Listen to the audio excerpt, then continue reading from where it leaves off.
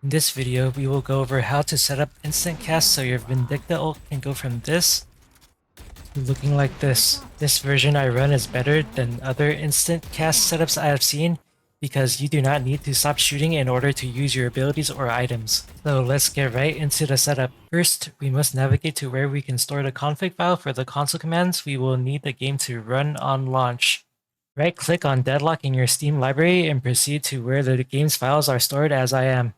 Once we finish navigating to the config file directory, we will need to create a file called autoexec.config. This will allow us to run the instant cast console commands on game launch. Before we go over the contents of the config file, if you do not want to make it yourself, you can join my Discord server and find the configuration file in the pinned messages of the Deadlock channel. So you can just download it and drop it in the config file location.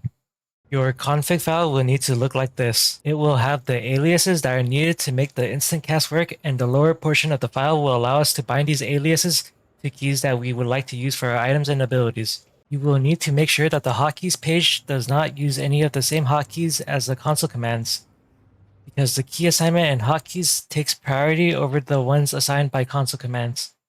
For pocket enjoyers, the instant cast and cloak will cause your satchel cloak combo to first explode, then teleport. If you want to keep the previous functionality, just keep the cloak on a normal cast keybind.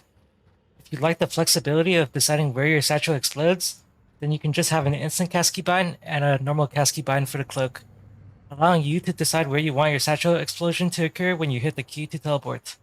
If this video helped you, don't forget to subscribe as I will be posting more Deadlock content in the near future.